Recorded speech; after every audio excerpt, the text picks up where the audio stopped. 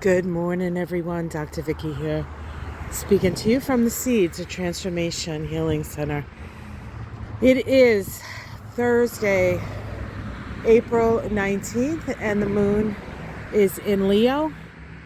And it stays in Leo till a little bit later this morning when it moves into Virgo. And that sort of changes the mood of the day. We move from that very sort of self-expressive energy of Leo, which has a flair for the dramatic, very expressive and creative, and we move into the moon in Virgo. And what that helps us to do is it helps us to deal with the details. The moon in Leo is, as I said, very creative. And so we come up with some really good ideas, really sort of good projects in that 2.5 days that the moon is in Leo. And then once it moves into Virgo, we say, how are we going to get that accomplished, right? Virgo is a much more practical moon, much more detail-oriented. Leo is like many fire signs, all about the vision, not so much about how we're going to get there. But now we get to the nitty-gritty and how we're going to get there. So the next couple of days with the moon in Virgo is going to be that energy. Now, that being said, we have a couple of, we're on the cusp of something big. We're on the cusp of first of all, the sun tomorrow will be moving into Taurus. It is the first planet that moves into Taurus this season. And then it's followed by let's see, what follows it? I think Venus follows it, Mars follows it, Mercury follows it. Mercury is still retrograde.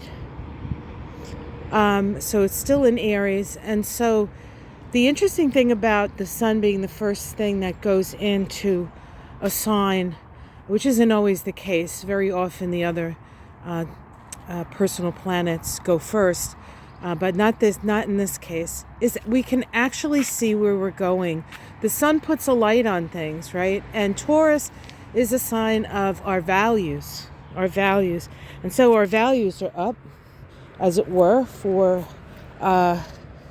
illumination, perhaps. And so we're going to get a good view of what is important to who.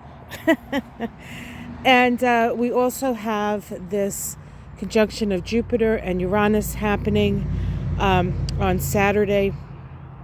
There's other things happening. There's sextiles of Mars to Uranus and Jupiter.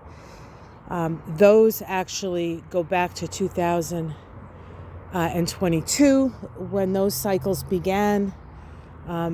And I am going to be doing a video a little bit later today, going over the significance of the couple of things that are happening over the next 2 days that I think are important to look at. So you can keep your eyes peeled for that. You can see we have the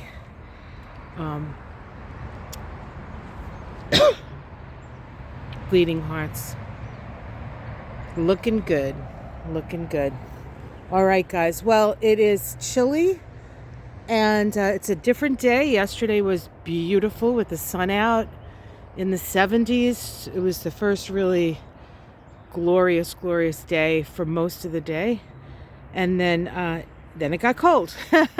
It's cold now. So I'm going to let you guys go. I'm going to go back inside, have my cup of Java lava, and I will see you later today in the video. And I'll see you tomorrow morning. And that's the story. Morning glories. Wouldn't it be nice when the morning glories are actually out? But that's like far ahead in the future. We want to enjoy each one of these blossoms as they open, right?